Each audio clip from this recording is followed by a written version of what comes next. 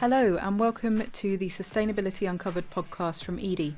This is the monthly audio show for anyone working in or curious about climate and environmental action in the private sector. Coming up in today's episode, Juliette Devillard, founder of Climate Connection, gives her year in review for Cleantech startups and scale-ups. It's definitely not been the most hopeful year within the climate tech space. That being said, climate is an issue that we are going to have to be working on for the next 50 to 100 years. It's a multi-generational issue. And Nigel Sullivan, who jointly manages sustainability and people at healthcare giant Bupa, makes the case for blending these two corporate functions. It is very easy to get spread because it's like, the Force in Star Wars, it's everything around you and everything inside you and everything, because it is everything. But when you're running a business, I think you've got to prioritize because you can't do everything. Try to do it well, where you do prioritize. And that intersection between the health of the planet and the health of people, we thought we could be most impactful on.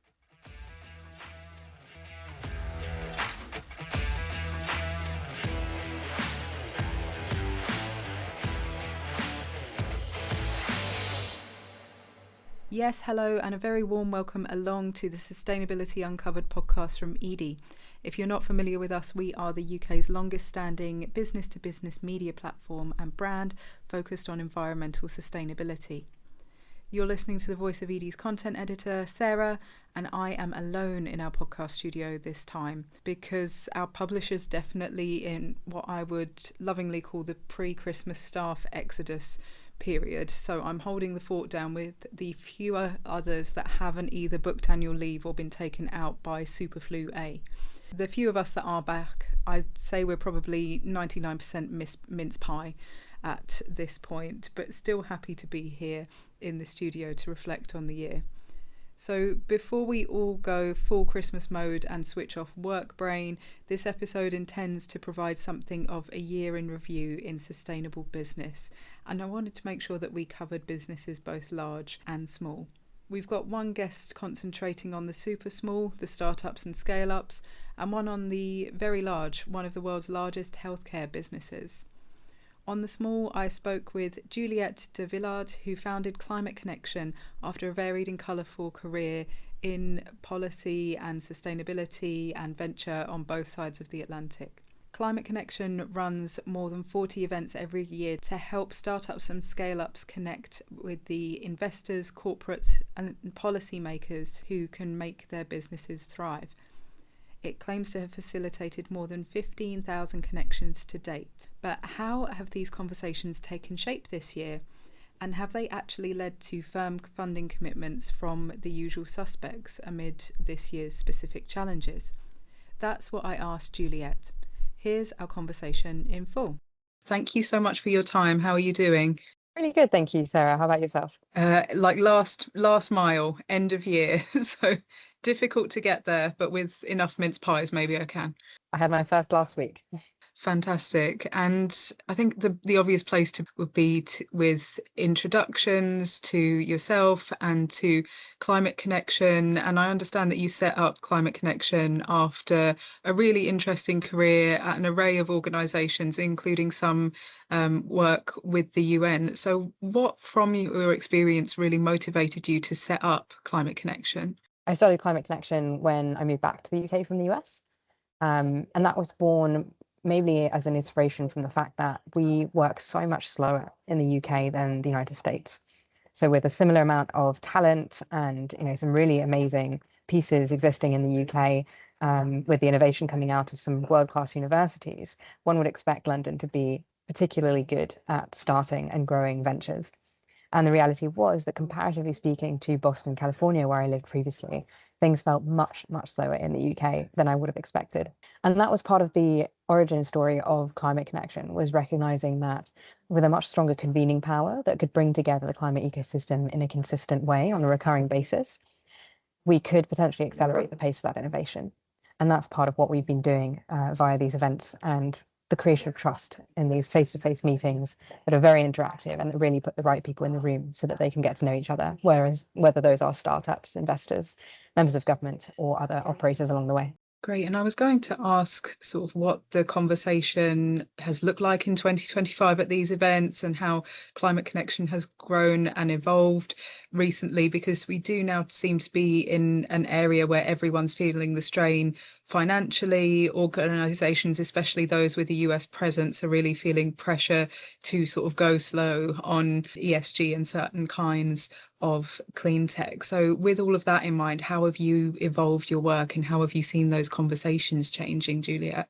Yeah, it's definitely not been the most hopeful year within the climate tech space. I think there's a lot of people who are very aware of a combination of different factors, one being the political shifts since Trump has been elected and the rollback of climate-related pledges from a variety of corporates internationally. The other is, of course, just generally it not being a particularly strong economic environment at the moment, with a lot of people either way being quite strained economically and in terms of their willingness to invest in a variety of different pieces.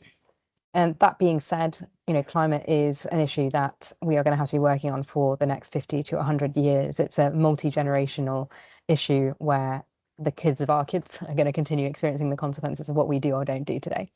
And as a result, I think what you will find for people who are really devoted to this is that there is a steadfast resolve to consider and to continue doing this work, regardless of what the temporary up and downs may be.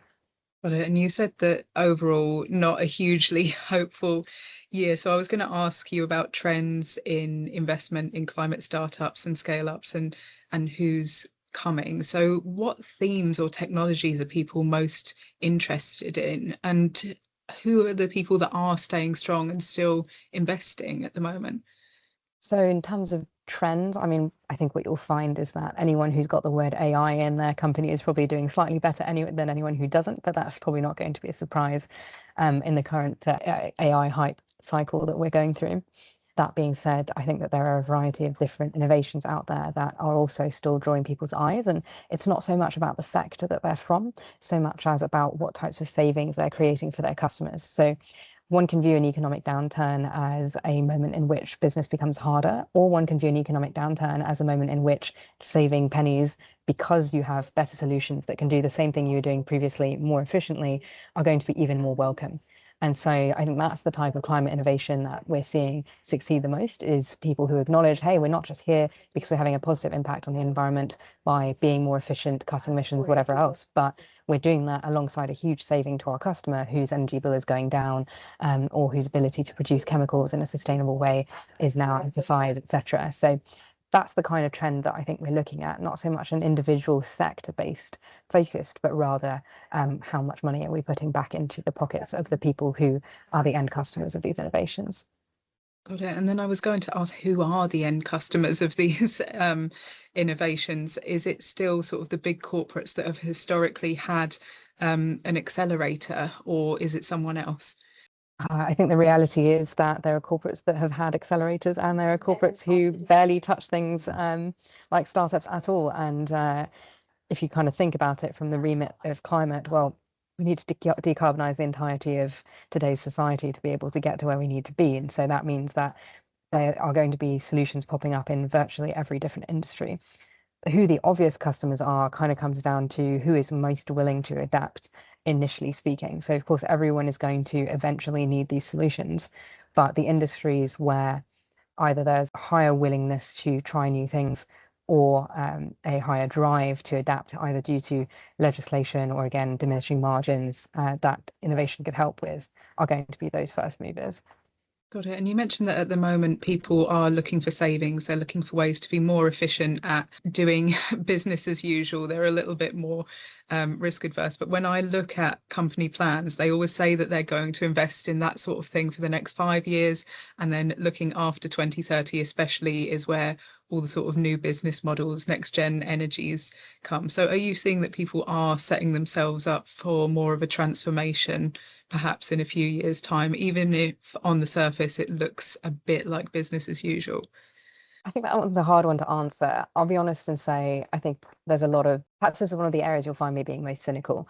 Any plan that has something to the effect of, in 5 years, will make XYZ massive leap, very often just sounds like, hey, this is us kicking the can down the road, and not acknowledging that, and we're not quite ready to make that move. And companies, just like democratic governments, right, are going to have shifting interests and different leaders stepping in and out. And so if something is in a 5-year or a 10-year timeline that can be changed by the next set of leadership coming in, I don't take it at I'll take it with a pinch of salt, basically. And so on that note, I think what we need to be looking at is the people who are most willing to do something now, either because they have that goodwill or again because they're looking for those savings. I wouldn't place too much weight in a long-term plan unless a company truly has a history of delivering on it.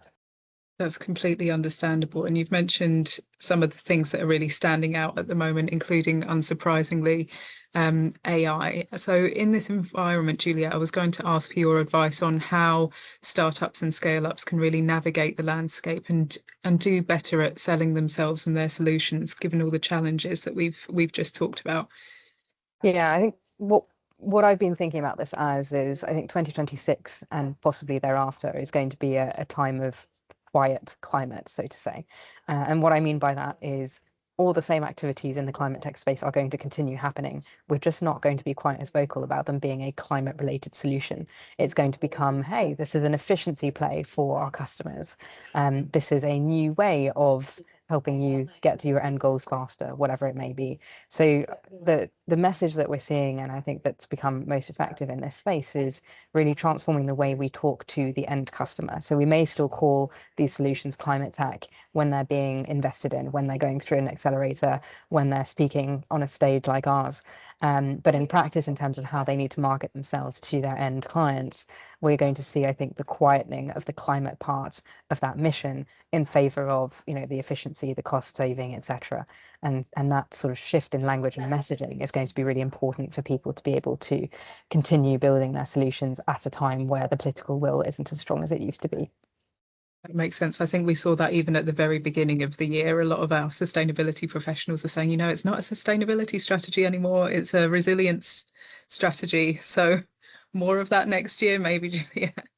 And then finally, I was going to ask as well for what the bigger corporates and other customers can do to help the startups and scale-ups that you work with to navigate this environment. I think you've touched on it a little bit already, but it would be great to finish on that note. Yeah, absolutely. One of the biggest things I would say corporates should bear in mind is the vast difference in timescales and what time means to different sizes of corporations. 3 or 6 months to get a contract over the line for a large corporate, depending on the large corporate, might actually be considered relatively rapid.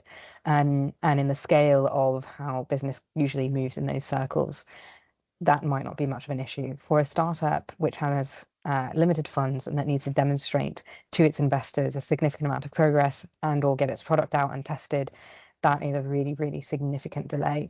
And so I think one of the biggest things I would advise for anyone in the corporate world who wants to be doing their part to support those startups and or bring in those innovations is think through what is in your power as one of the intermediates working with these startups to accelerate via those processes. Who are the people internally that you can count on to accelerate the pace of a contract, to get it looked at and reviewed faster, to get in front of the right people, etc., so that we can bring those timelines down and not create that huge period of uncertainty where a startup is effectively waiting for a contract to be inked or funds to hit the bank or whatever it may be, and begin that work with the corporate. Great, that makes complete sense. We often hear how different sizes are speaking different languages, but it's interesting that they're on different timescales as well. So Juliette, that's unfortunately all the time we've got for this conversation. So thank you so much for sharing all these great insights from your meetings this year. And of course, best of luck for your Climate Connection meetings as we head into 2026. Thank you, Sarah, and enjoy the rest of your interviews. Thank you once again to Juliette for her time. If you're a bit of a geek for all things clean tech, startups and scale-ups, do check out Springwise, which is now an edie-owned brand, which provides a veritable database of innovations for good. They also write our monthly innovation brief, so do check that out as well.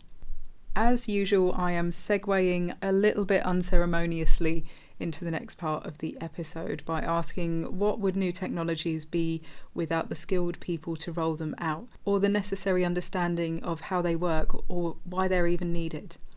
That is the focus of our third and final guest interview this month. Specifically, we were looking at how businesses can strategize and act to give all of their staff basic sustainability skills and enhance those skills where needed. So employee engagement and upskilling, when done well, can be a super cost-effective way to drive good progress against environmental indicators, and it also can have the benefits of upskilling staff and improving morale and culture. So I asked advice on getting this right from Nigel Sullivan, who wears two hats as Chief People and Sustainability Officer at Bupa. Nigel also shared his advice on communicating, strategizing and activating even in an era of ESG pushback. Here is his interview in full. Thank you so much for your time. How are you? I'm great, Sarah. Thanks very much for having me again. No, thank you for coming on. And I know that we've caught up quite periodically over the years, but for those who are listening who maybe haven't had the pleasure, Nigel, it would be great to get a quick introduction. Yes, well, I work for the Chief Executive of Bupa. Bupa, for those of you who don't know, I mean, it's a large healthcare company. We operate in about 24 countries worldwide. 70% of Bupa is outside the UK, even though our headquarters is UK, and we're about 78 years old, I think, now as an organisation. We were founded by philanthropists a couple of years before the National Health Service in the UK. And what Bupa does is we provide health funding through health insurance programs and health provision through dental practices, hospitals, clinics, care homes, with about 60 million customers worldwide. We employ about 100,000 people. And since I've been responsible for sustainability since 2021, and I've got a sort of slightly unusual background in my career in that I've been a human resources guy for a very long time, nearly 37 years, but I actually studied environmental science at university and ended up in HR because I couldn't get a job in the discipline that I'd studied for back in the late 1980s. But it's all the rage now, as we know. So I've had a keen interest in the topic for many, many years, but also a real privilege to be able to lead it for Bupa at this stage. Got it. And I'd love to come back to that quite unique background and that synergy between people and sustainability. But before we do, this is the sort of year in review episode, Nigel. So I think maybe we haven't even spoken in a full year. So are you able to cast your mind back to sort of this time last year, and as we came into 2025, what the mood was really in your role and in sustainability in general? So I've heard from other people that I work with that they sort of came into the new year with a bump, not knowing if there would be a New York Climate Action Week, how big their team would be by the end of the year. Yeah. So how was it for you? For us, it was a bit different from that. I think I probably should have said in the introduction about Bupa is that we're a privately owned company, so we're not, we don't have shareholders. So we're a successful organization, we're a commercial organization and purpose-driven organization. So our purpose is longer, healthier and happier lives and making a better world, so we are very purpose-driven. So I know from others, it's been a difficult in certain companies to hold the course, particularly with the change of presidency in the US and things like that. But for us, that hasn't been the case. We've stuck to our intentions, so that hasn't been quite the experience for us. And indeed, I think heading into, I'll come back to Bupa in a second, but heading into New York Climate Week, which I was at this year, I wasn't at the London Climate Week, but I was at New York for the whole week, pretty much in September. And it was actually, and a part of this is factual and part of it is sort of feeling. But factually, there were over 1,000 events in New York Climate Week. I think it was a record. We participated in over 60 ourselves. I was very busy sort of going from one thing to another and convened a few things as well ourselves. And I felt, that's the sort of fact thing, I felt there was an energy and an urgency about it that I thought was intensified actually, rather than de-intensified or whatever the opposite of that is. It was actually there's so much energy. Maybe because of all of the above. People feel the people that are interested are more interested than ever. I think the challenge with all of this topic, and to your listeners as well, is that it is often a coalition of the willing at a lot of these events and stuff like that. And I would love to get the people who don't believe in it into the room as well and talk to them, a bit more. So that's one of the challenges, I think, with sustainability. You sort of, and we've got some great alliances and partnerships in place, which you might come on to. Anyway, in terms of Bupa, I mean, we sort of put together our previous sort of strategy was called, Mission Zero, and we had these different missions that we started to. It was very, very E of ESG sort of based, very deliberately between 21 and the end of 24. So the thing that we were working on in the second half of 24, and we launched the first half of this year, was a refreshed sustainability strategy, which is called Better World. Actually, it's directly linked to the purpose. So that's been really exciting, because what that's done is we've sort of kept all the E stuff, which we've made a lot of progress on in terms of reduction in our carbon footprint and how much renewable energy we use and circularity initiatives. But we've kind of we've done two things: moved the center of gravity more towards the S in terms of social health, and we've bundled in inclusion and diversity in there as well. But we've also linked it to our strategy a lot more as a company. So the Better World strategy is based on 3 pillars, which are people, communities, and planet. And we've got very ambitious targets for each one of those 3 pillars. We've actually gone into sort of 25, the beginning of the year with a lot of excitement and energy around, a refreshed strategy for the business, which has been great to do that and to lead that. It's so interesting that you've broadened this, because I've heard of so many businesses saying, we focused on too many indicators and now we have to cut down, especially seeing as now is a difficult time, etc. So it's really interesting to have heard of a company that's really broadened and deepened that focus as well. So how would you say that your work has evolved over the past year since that strategy change really properly kicked in? On the first sort of version of the strategy, very E-based, as I said, and as a result, we've reduced our carbon footprint by 58%. We've 96% of our electricity is from renewable sources globally, and we've made some great strides on innovation and on circularity, etc. So how we run the business, digital and things like that. So that was very deliberate, because I felt very strongly we should have proof points, really solid, because it's quite hard to do this stuff, as we all know, so quite solid, and we're growing as a company as well. So we've got, headwinds as well in terms of the growth of our footprint and stuff like that. But now we're growing our footprint into a grid that's largely renewable, if it's energy, say. So that was important. I think where we've sort of taken it is, if you look at those three pillars, the people one is really around 2 main things. One is through our digital offering, which we call Blua. So Bupa is a blue cube, so we call our digital offering Blua. And that digital offering, by its nature, produces a more accessible type of healthcare for people, so doctors on the phone, health plans for people, diagnostics, e-pharmacy, whatever it might be, lots of different applications in there. And that by its nature is just kind of cheaper to provide. That it's more preventative and predictive in terms of the healthcare, because most healthcare is actually sick care. So when you get ill, you end up using it, and it's more sustainable to do it that way. It's a more sustainable way for people, obviously, but also for the planet. And then the second area was around communities, and we have this program called Healthy Cities. So this is something that we've been working on for a few years now, and our ambition this year is to have 1 million people involved in our Healthy Cities program, which is a challenge, lots of steps, and we release money for regeneration projects, sort of like a company. So we wanted to expand this by 2027 to 5 million people, and also target, if we can, 50 cities around their resilience and those Healthy City programs. So we've got a healthy and resilient city sort of element in the middle bit.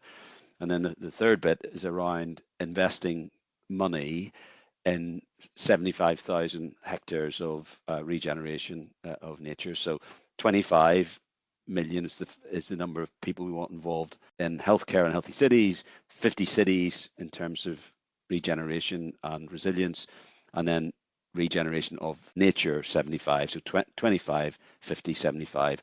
So we've set those. They're very ambitious KPIs, to be honest with you, Sarah, but we kind of like that in Bupa. We like to set ourselves very ambitious goals and see what we can do to meet them, which is what we're about.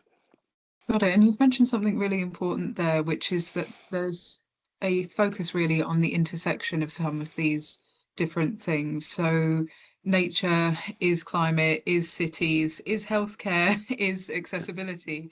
So do you think there's been a greater focus on this intersection at a bigger level? So I definitely saw more policy briefings in the UK and other countries on adaptation, and that includes health. But do you think more people are seeing these as, multiple sides of the same coin? Yeah, I think so. I mean, I should have said that earlier. I mean, whilst we've got like a refreshed strategy more in the S space, without dropping the E than the previous one, which is very much around the science-based targets and carbon and stuff like that. But what unites them both is the intersection. We did a materiality assessment back in 21, and that was the thing we thought, I repeat myself a lot. One of the things I often say about sustainability is that you can get spread like butter so easily. As you said, prioritization. It is very easy to get spread because it's like, the Force in Star Wars. It's everything around you and everything inside you and everything, because it is everything. But when you're running a business, I think you've got to prioritize, because you can't do everything. Do it and try to do it well. Where you do prioritize, and that intersection between health of the planet and the health of people, we thought we could be most impactful on, because it's what we do. We're a healthcare company. So that stayed common. That was back in 21, and that stayed a common sort of North Star, if you like, no matter what we do, in the sustainability space. That's where we've tried to focus on. I don't think it's because of us particularly, but it's been really good to see that more and more people are making that connection and centering interventions in that space. So I'm very pleased that that's happening, because I think it gives it additional credence, as opposed to banner waving, or you get accused of tree hugging and all this sort of stuff. That there's it's quite a pointy end for it. So I'll give you an example, like the healthy city stuff in that middle pillar in resilient cities. That's around heat, that's around air quality, and that's around flooding. They're real world problems that we have today in so many of these cities, and hardly anybody's immune from it. So given that more than half the population, I think about 70% of the world's population, will be in urban environments by 2050, it's already over 50%. Cities gain in importance even more than they are today from an environmental and health point of view. So that's why we've chosen to go there. Got it. And it sounds like you're focusing on obviously what you can do best as a company, as an organization, but it sounds like all of this is also what would chime with people a bit more. People might say no to net zero, but they're probably going to say yes to healthy cities, right? It's quite a glasses half full kind of way of looking at the world as well. You kind of try and do positive things. So we have a series of partnerships. So we're part of the Sustainable Markets Initiative. So we've got great partners in there, other companies who have similar beliefs and approaches to us, people like Sanofi or GSK or AstraZeneca, etc. There's many more, Reckitt, etc. Good partner for us. And then we have another great partnership with the Norman Foster Foundation, the famous architect. He's got a foundation that we're heavily involved in, and helping him and that foundation create the architects of the future who are going to design these cities and adapt these cities to a changing world. And then we've got a long-standing relationship with a company called Healthcare Without Harm as well. So those are the kind of main partnerships we have. So we're not alone in it, which is one of the other things that you sometimes can feel in this space, that you're on your own, but you're not on your own. There are many people committed to this across the world, and yeah, we're happy to be numbered with them. Yeah, we do hear often that some companies aren't as lucky as yours, Nigel, and their sustainability teams have won. So yes, I think people can definitely relate to that. Yes, we don't have a huge sustainability team, but we've got a very energetic and committed team of people. We're quite a decentralized company, so I've got a small central team, and then there's teams in the various divisions that we have. But I've got to say, we survey our people a lot, about what they think about Bupa, and we try to listen to them. and we ask them, do we take this seriously enough? And they tell us you do, so we try to make ourselves accountable to the organization and the 100,000 people that we employ, as well as, the stuff that I may or may not come up with, as ideas. Yeah, I think we could do a whole episode on how on earth you reach 100,000 people, but I don't have the time for it today, Nigel. But something I did want to talk about is we've looked back quite comprehensively at the past year and about what went well, what went not so well. And I think you mentioned the importance of having a sort of glass half full approach as you go forward. So with that in mind, what are you most looking forward to as we go into 2026? I think it is realizing the better world strategy. These targets we've set ourselves are very stretching. They really are. And they're quite expensive as well, particularly when it comes to the hectares, so finding solutions, it's much harder than you think. There's not that much out there, say on the regeneration stuff that you for example, so these are some of the challenges we face. So let me explain that. So we obviously want to find regeneration projects that are relevant for Bupa, i.e. they have some relation to the geographies that we're in, not somewhere that we're not, because, so avoiding any kind of greenwashing kind of approach on that. Secondly, finding partners in those projects that with the provenance of the projects can be relied on, because you're talking long-term, 25, 50-year commitments here for some of these things. So things like that, bringing that to life, that it's one thing to set yourself net zero targets, which are very difficult to hit, particularly in scope 3 and some of scope 2 for most people. But it's another thing to, decide to regenerate something, or, point yourself at 50 cities to see if we can, how can we work with I should have mentioned the Resilient Cities Network as well that we're working with as a partner, which 29 of those 50 cities are part of, and the Lord Mayors and all the rest of it, of those different cities, to help them do the right thing. So it is ambitious, but it's, to me, Sarah, it's got impact that we can see and measure the health outcomes of. For example, we're working with Yale on some of the methodologies to do that, Yale University. But also, I think it takes us, whilst it's related to our business, it takes us out of our comfort zone a little bit and into space that we're happy to inhabit, which is, us being a very, hopefully a very responsible company, in responsibility that we have to run our business sustainably, but also to contribute and influence other people to do the same. Got it. I'm sure you're not the only organisation that will be grappling with, new targets and methodologies that are not just about tons of carbon. So I'm really excited to see how that shapes up in the new year. But for now, Nigel, I'll let you get going. Thank you so much for coming on Sustainability Uncovered. Thanks for having me, Sarah. I hope it was useful and interesting. Thank you once again to Nigel for his time.